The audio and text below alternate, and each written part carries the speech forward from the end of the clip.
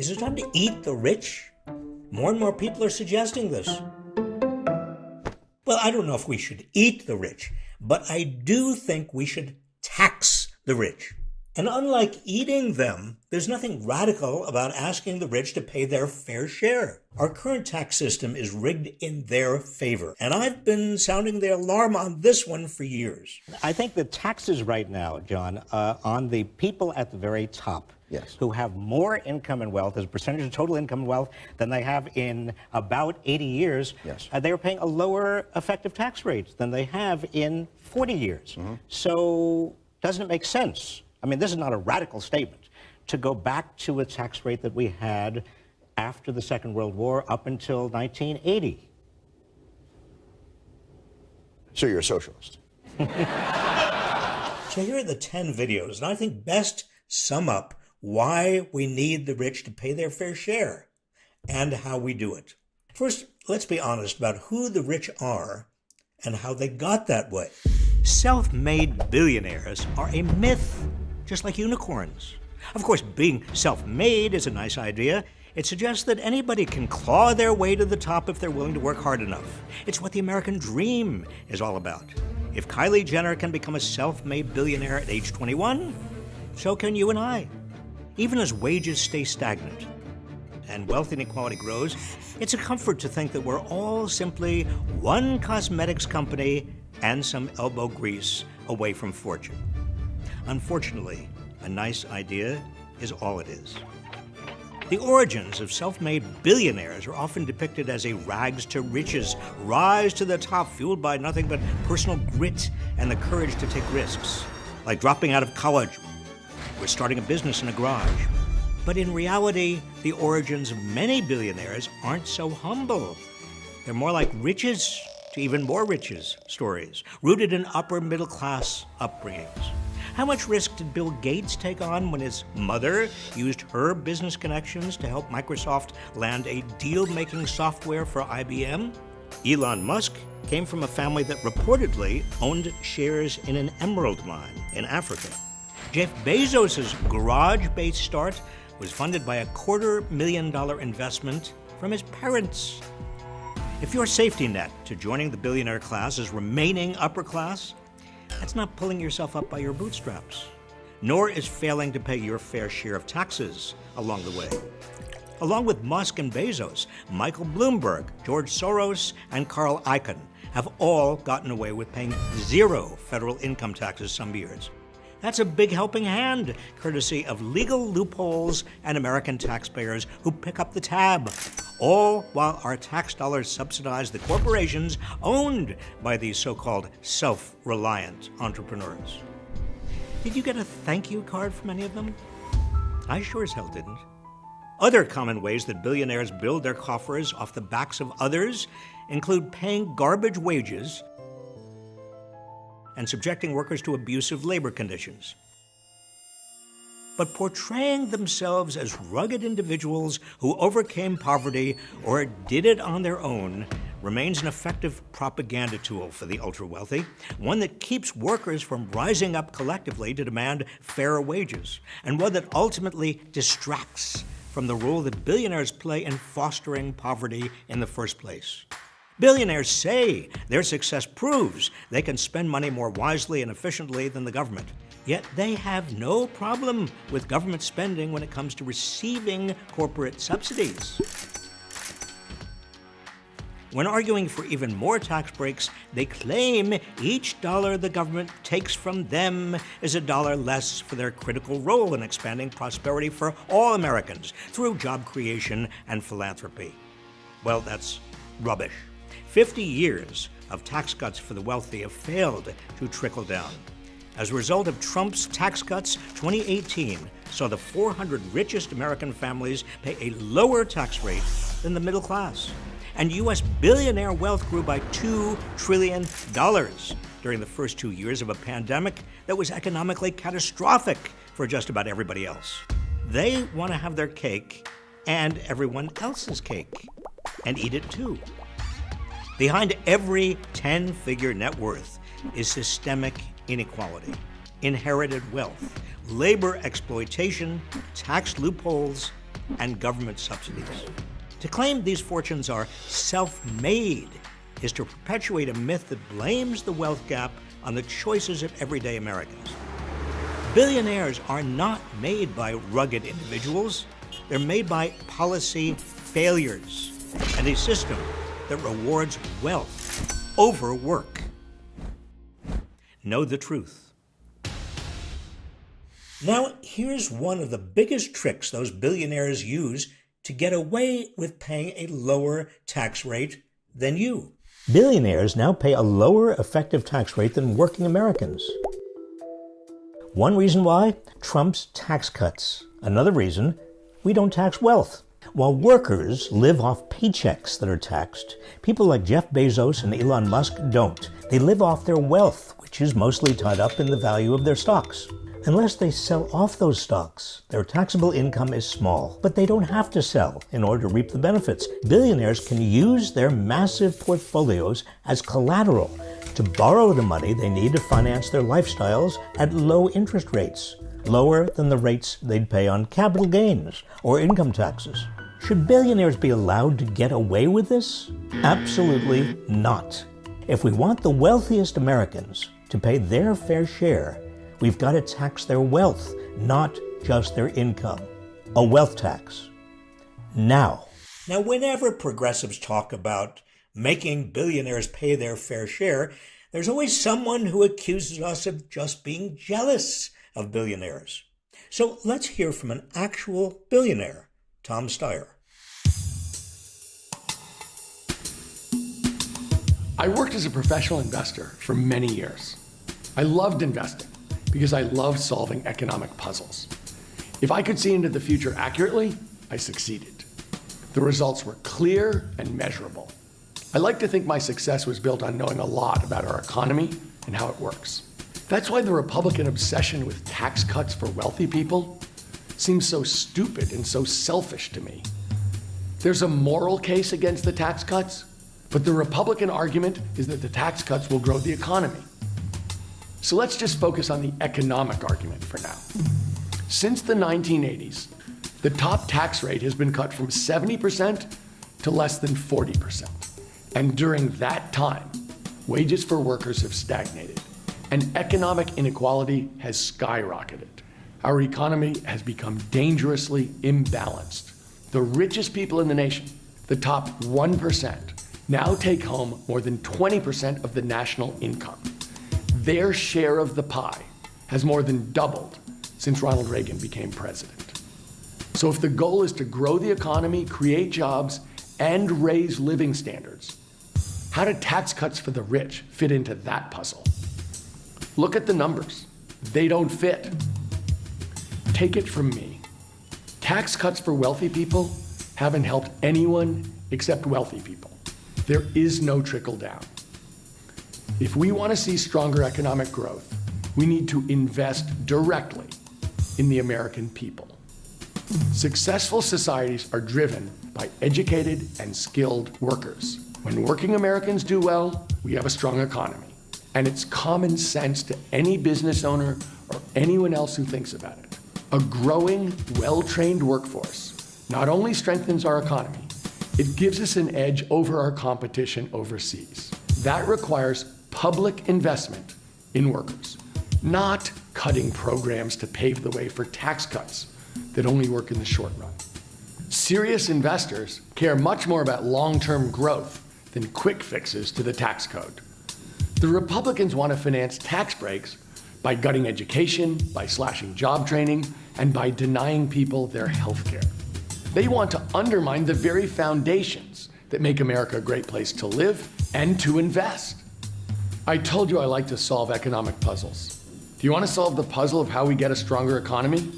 Make sure that working class and middle class families are doing better and making more money. We're the hardest working people in the world. Give workers the skills to compete, but don't give rich folks like me a tax cut. I don't need a raise, but American families do. One of the biggest obstacles to taxing the rich is a series of myths that they have tricked a lot of Americans into believing. Here's how we debunk them. Some politicians are calling for higher taxes on the rich.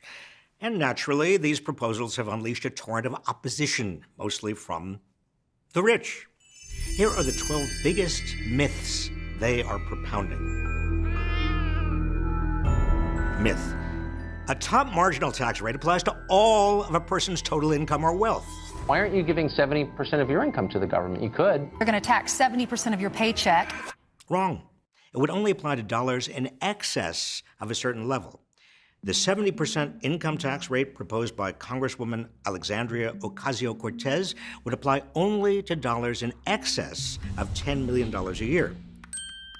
The 2% wealth tax proposed by Elizabeth Warren would apply only to wealth in excess of $50 million. Myth: raising taxes on the rich is a far-left idea. She wants to radically tax the rich. Taxing rich people, that's an old saw from the left. Baloney. 70% of Americans, including 54% of Republicans, support raising taxes on families making more than $10 million a year. And expecting the rich to pay their fair share is a traditional American idea. From 1930 to 1980, the average top marginal income tax rate was 78%. From 1951 to 1963, it exceeded 90%. Again, only on dollars in excess of a very high threshold. Even considering all deductions and tax credits, the very rich paid over half of their top incomes in taxes. Myth: a wealth tax is unconstitutional. Bad idea. And it's likely unconstitutional. Sounds great, not constitutional, I don't think. Rubbish. Most locales already impose an annual wealth tax on the value of people's homes, the main source of household wealth for most people. It's called the property tax. The rich hold most of their wealth in stocks and bonds. So why should these forms of wealth escape taxation? Article 1, Section 8 of the Constitution gives Congress the power to lay and collect taxes. Myth: when taxes on the rich are cut, they invest more and everyone benefits. When taxes on the rich are increased, economic growth slows. The frightening thing about high marginal tax rates is that it leads us into a low productivity economy. They're going to stop creating jobs. If you raise the interest rates, they'll stop investing money. They'll stop borrowing money. And that has a trickle-down effect. Utter baloney. Trickle-down economics is a cruel joke. Donald Trump, George W. Bush, and Ronald Reagan all cut taxes on the rich, and nothing trickled down. There's no evidence that higher taxes on the rich slows economic growth. To the contrary, when the top marginal tax rate has been high, between 71 and 92%, growth has averaged 4% a year. But when the top rate has been low, between 28 and 39%, growth has averaged only 2.1%. Myth: when you cut taxes on corporations, they invest more and create more jobs. Will stimulate investment domestically. Stimulate the jobs that the economy needs. Wrong again. After Trump and the Republicans lowered the corporate tax rate in 2018, America's largest corporations cut more jobs than they created. They used their tax savings largely to increase their stock prices by buying back their own shares of stock, enriching executives and wealthy investors, but providing no real benefit to the economy. Myth: the rich already pay more than their fair share in taxes. When she says the thing about fair share, you know, the top 1% of earners pay 40% of income taxes. The top 1% already pay 37% of all federal income taxes. This is misleading because it focuses only on income taxes, leaving out the large and growing tax burden on lower income Americans. Payroll taxes, state and local sales taxes, and property taxes take bigger bites out of the pay of lower income families than higher income. Myth: the rich already pay capital gains taxes. The very, very top pay capital gains tax. We already have a 30%, 20 to 30% tax on capital gains. Misleading. Rich families avoid paying capital gains taxes by passing their wealth on to their heirs. In fact, the largest share of big estates transferred from generation to generation are unrealized capital gains that have never been taxed. Myth: the estate tax is a death tax that hits millions of Americans. Does death trigger another grab from the government? It's so un-American, it just turns my stomach. She wants another bite at the apple. And when you die, even another bite at the apple, 40% worth. Baloney. The current estate tax, which only applies to assets in excess of $11 million or $22 million for couples, affects fewer than 2,000 families. Myth. If taxes are raised on the wealthy, they will find ways to evade them, so very little money is going to be raised. Billionaires will go somewhere else. Multimillionaires will go somewhere else. So you raise these taxes and people shift their investments to avoid higher taxes. More rubbish. For example, a 2% wealth tax, as proposed by Senator Elizabeth Warren, would raise around $2.75 trillion over the next decade, with very little tax evasion, according to research. A 70% tax on incomes over $10 million would raise close to $720 billion over the next 10 years. Myth. The only reason to raise taxes on the wealthy is to collect revenue. No one really believes that it would either bring in more revenues. It's not just because you object to the existence of rich people. You're not trying to hurt them. You just want to pay for more stuff. No. Although these proposals would generate lots of revenue and help us reduce the national debt while investing in schools, roads, and all the other things we need, another major purpose is to reduce inequality and thereby safeguard democracy against oligarchy. Myth. It's unfair to raise taxes on the wealthy. Seems to me like it's more a debate about punishing the rich, about punishing success. The most successful are not only paying their fair share, they're paying the most. Pay your fair share. What are you talking about? Actually, it's unfair not to raise taxes on the rich. For the last 40 years, most Americans have seen almost no growth in their incomes at all, while the incomes of a minority at the top have skyrocketed. We're rapidly heading toward a society dominated by a handful of super rich, many of whom have never worked a day in their lives. More than 60% of wealth in America is now inherited. Myth.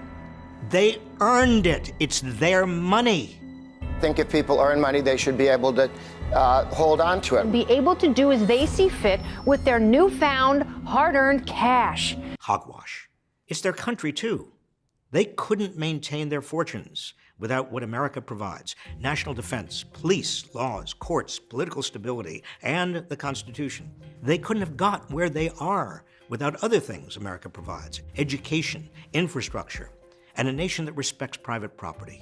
And to argue it's their money also ignores a lot of other ways America has bestowed advantages on the rich. Everything from bailing out Wall Street bankers when they get into trouble to subsidizing the research of Big Pharma.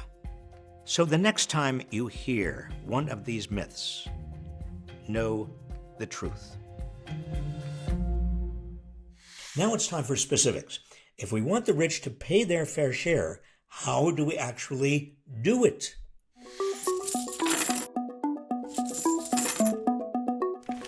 First, repeal the Trump tax cuts. It's no secret Trump's giant tax cut was a giant giveaway to the rich. 65% of its benefits go to the richest fifth, 83% to the richest 1% over a decade. In 2018, for the first time on record, the 400 richest Americans paid a lower effective tax rate than the bottom half.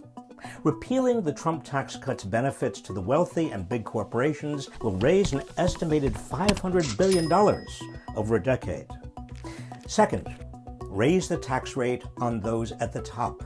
In the 1950s, the highest tax rate on the richest Americans was over 90%. Even after tax deductions and credits, they still paid over 40%. But since then, tax rates have dropped dramatically. Today, after Trump's tax cuts, the richest Americans pay less than 26%, including deductions and credits. And this rate applies only to dollars earned in excess of $523,601. Raising the marginal tax rate by just 1% on the richest Americans would bring in an estimated $123 billion over 10 years. Third, a wealth tax on the super wealthy. Wealth is even more unequal than income. The richest 1/10 of 1% of Americans have almost as much wealth as the bottom 90% put together. Just during the pandemic, America's billionaires added $1.3 trillion to their collective wealth. Elizabeth Warren's proposed wealth tax would charge 2% on wealth over $50 million and 3% on wealth over $1 billion. It would only apply to about 75,000 U.S. households, fewer than 1/10% of taxpayers. Under it, for example, Jeff Bezos would owe $5.7 billion out of his $185 billion fortune. That's less than half what he made in one day last year.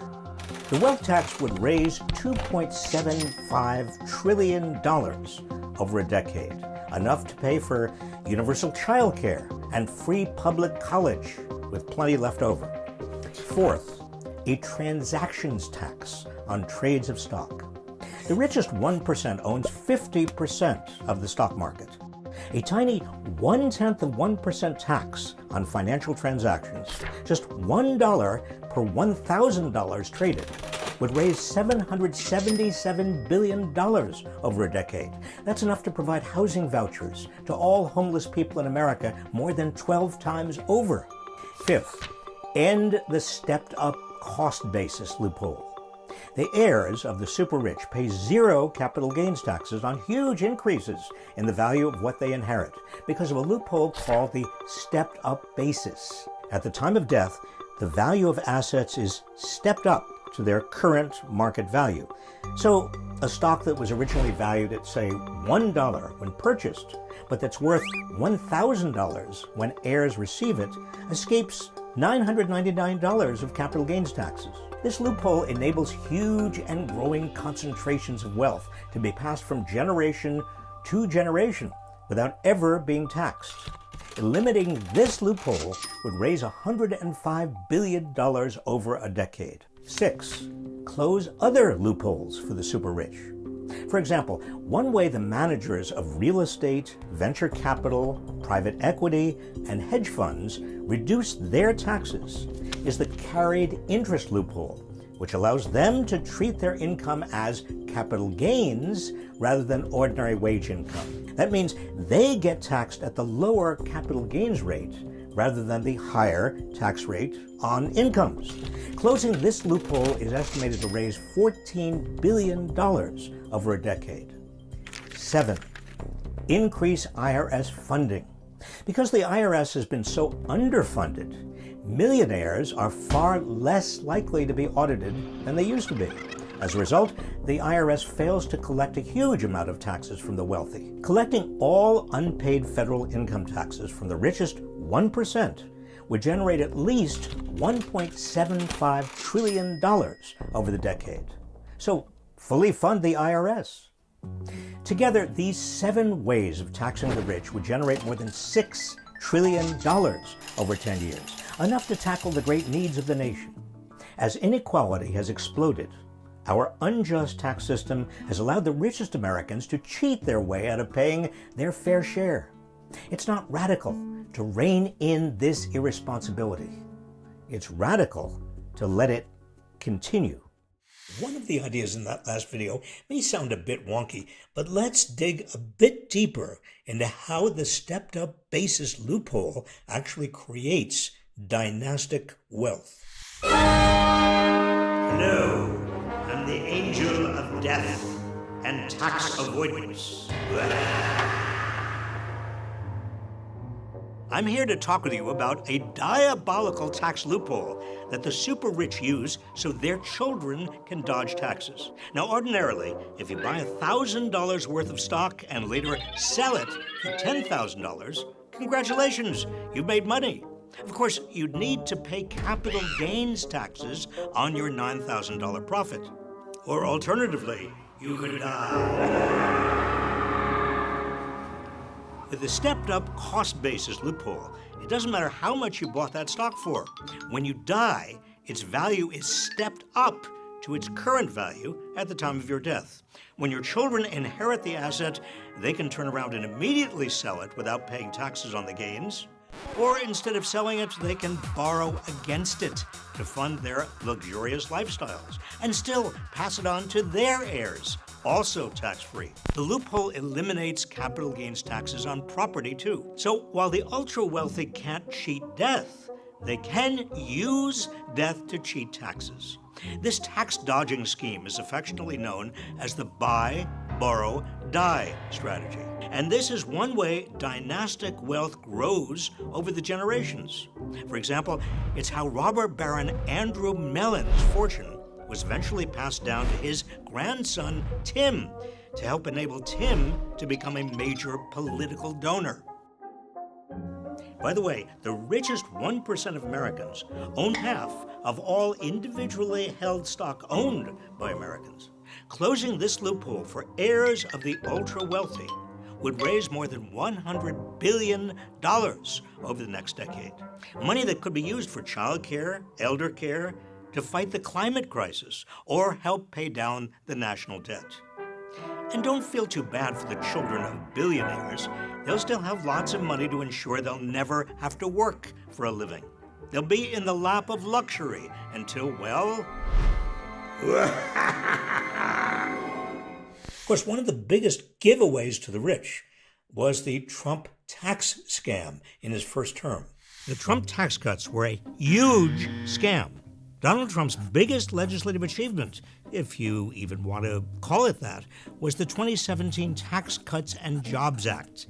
The law permanently slashed corporate taxes and temporarily cut income taxes, mostly for rich individuals, through the year 2025. The results were worse than I could have imagined. Trump and his officials claimed the tax cuts would lead to corporations hiring more workers and would very conservatively lead to a $4,000 boost in household incomes. AT&T plans to increase U.S. capital spending $1 billion and provide $1,000 special bonus to more than 200,000 U.S. employees, and that's because of what we did.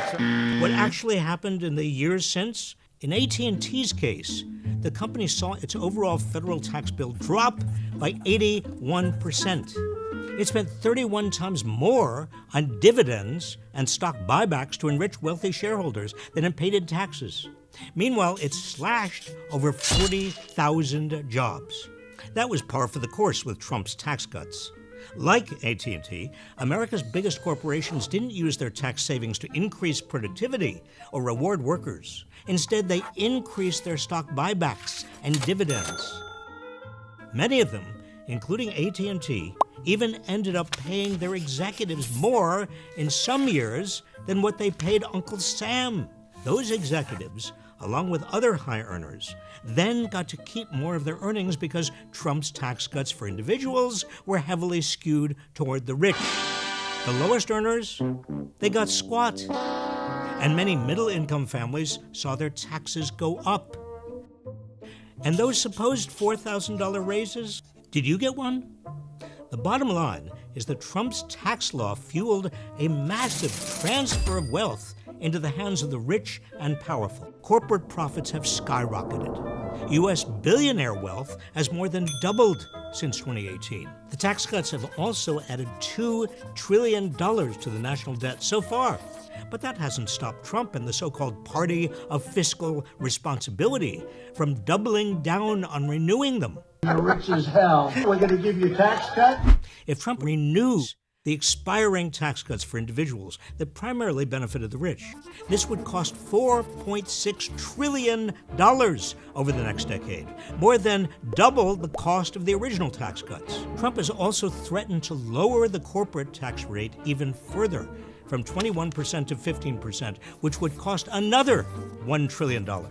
It's trickle-down economics on steroids. All of this would cause the federal deficit and debt to soar, which Republicans will then use as an excuse to cut spending on government programs the rest of us rely on.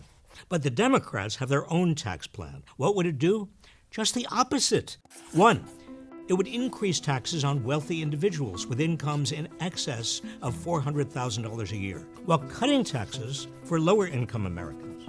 2, it would make billionaires pay at least 25% of their income in taxes, still leaving them with plenty left over. 3, It would raise the corporate income tax to 28%, which is about what it was in 1990.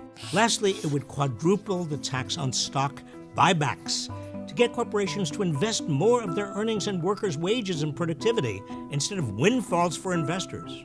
So the real choice is between the Republicans' plan to make the rich much richer and the Democrats' plan to make the rich pay their fair share and provide what Americans need. Which do you want? We've talked about income taxes and wealth taxes, but there's another change we need to talk about in terms of how the rich are taxed. And if we don't do it, one of America's most important and popular social programs is in danger. Here's the real reason Social Security is in danger that nobody's talking about. It's not just because too many boomers like me are retiring.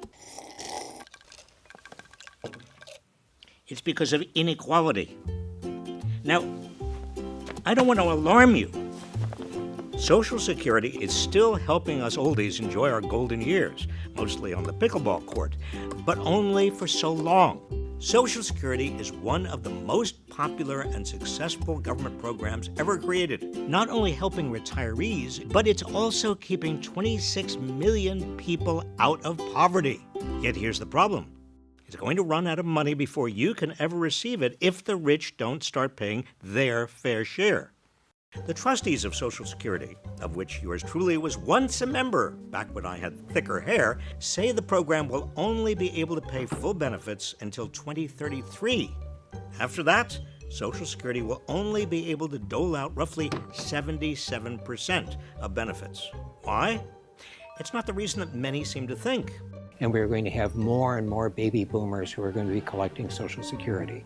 Boomer retirees like me might be soaking up some sun, but we're not soaking up all of the program's funds. The Social Security trustees anticipated the boom in boomer retirements.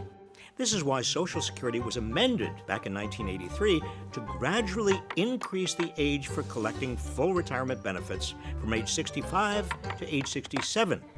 That change is helping finance the boomers' retirement. What did the trustees fail to anticipate? A much larger chunk of the nation's total income is now going to the top compared to decades ago. But income subject to the Social Security payroll tax is capped. No dollar of earnings above the cap is taxed.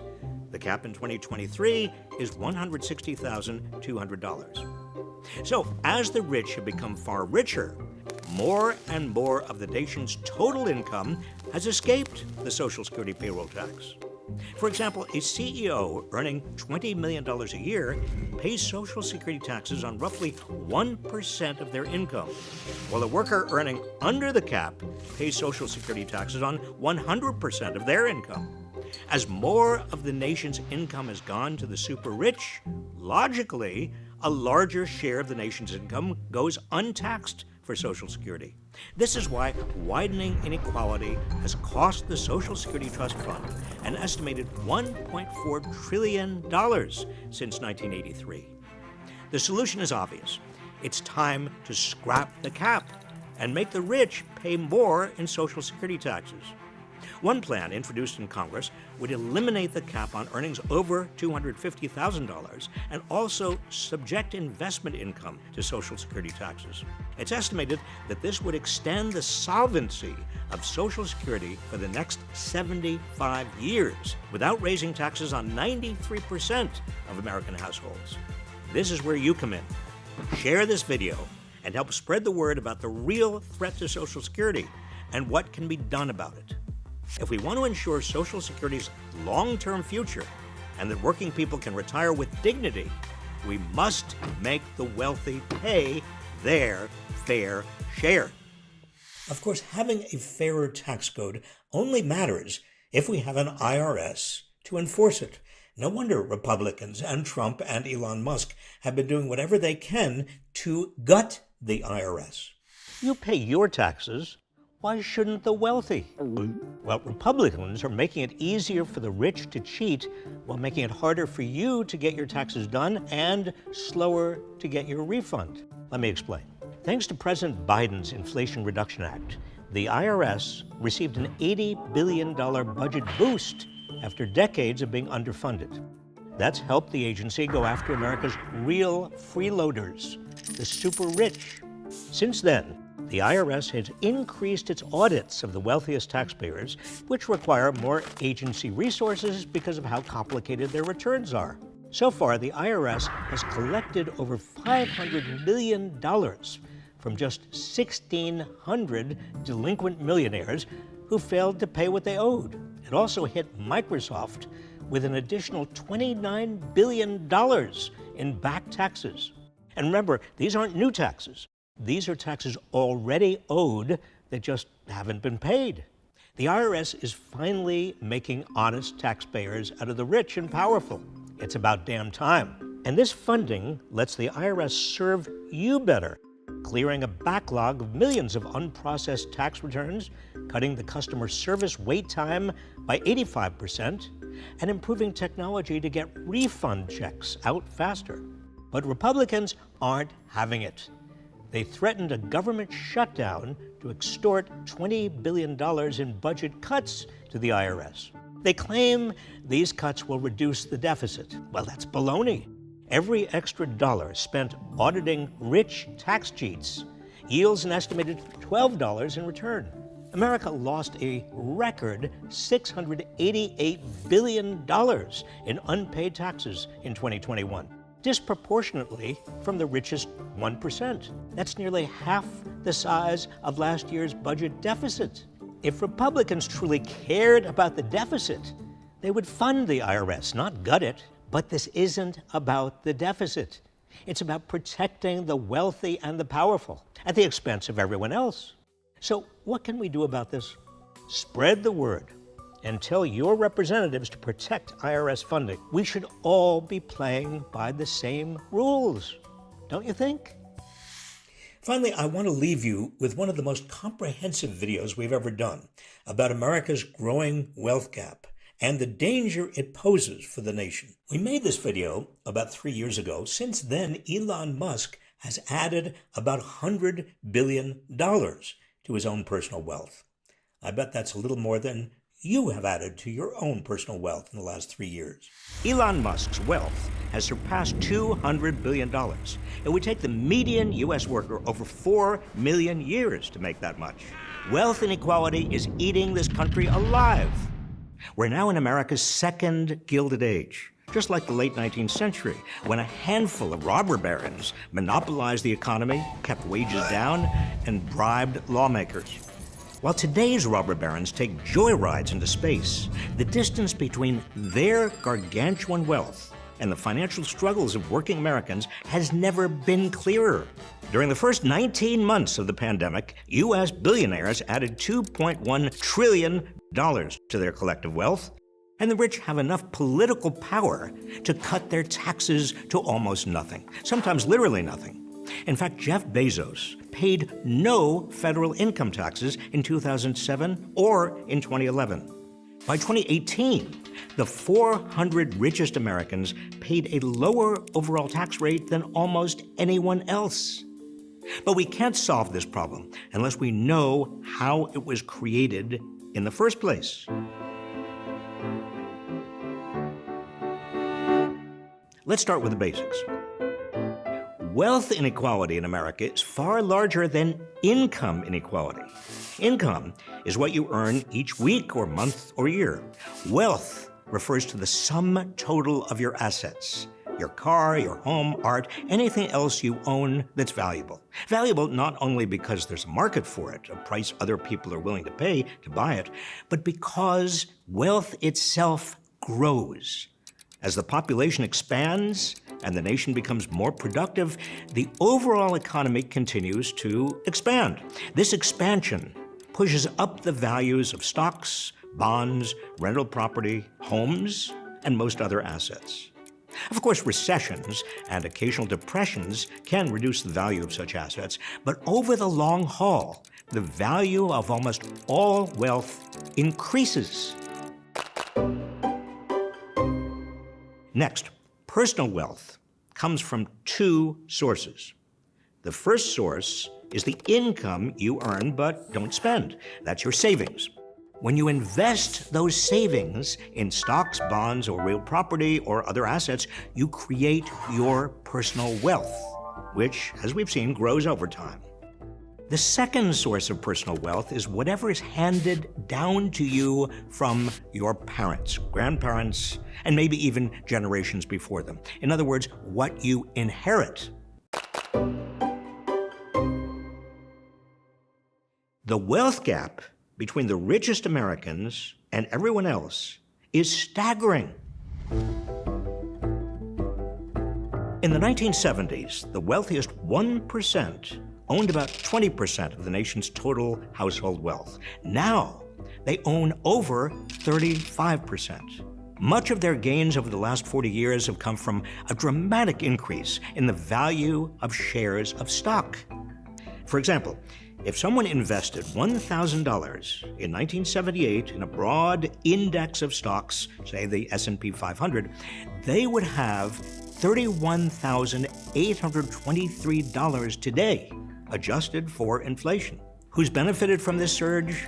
The richest 1%, who now own half the entire stock market. But the typical worker's wages have barely grown. Most Americans haven't earned nearly enough to save anything. Before the pandemic, when the economy appeared to be doing well, almost 80% were living paycheck to paycheck. So as income inequality has widened, the amount that the few high-earning households save, their wealth, has continued to grow. Their growing wealth has allowed them to pass on more and more wealth to their heirs. Take, for example, the Waltons, the family behind the Walmart empire, which has 7 heirs on the Forbes billionaires list. Their children and other rich millennials will soon consolidate even more of the nation's wealth. America is now on the cusp of the largest intergenerational transfer of wealth in history. As wealthy boomers pass on, somewhere between $30 to $70 trillion will go to their children over the next 3 decades. These children will be able to live off this wealth and then leave the bulk of it, which will continue growing, to their own children, tax-free. After a few generations of this, almost all of America's wealth could be in the hands of a few thousand families. Concentrated wealth is already endangering our democracy. Wealth doesn't just beget more wealth, it begets more power. Dynastic wealth concentrates power in the hands of fewer and fewer people who can choose what nonprofits and charities to support and which politicians to bankroll. This gives an unelected elite enormous sway over both our economy and our democracy. We might come to resemble the kind of dynasties common to European aristocracies in the 17th, 18th, and 19th centuries. Dynastic wealth makes a mockery of the idea that America is a meritocracy where anyone can make it on the basis of their own efforts. It also runs counter to the basic economic ideas that people earn what they're worth in the market and that economic gains should go to those who deserve them. Finally, wealth concentration magnifies gender and race disparities because women and people of color tend to make less, save less, and inherit less. The typical single woman owns only 32 cents of wealth for every dollar of wealth owned by a man. The pandemic likely increased this gap. The racial wealth gap is even starker. The typical black household owns just 13 cents of wealth for every dollar of wealth owned by the typical white household. The pandemic likely increased this gap too. In all these ways, dynastic wealth creates a self-perpetuating aristocracy that runs counter to the ideals we claim to live by.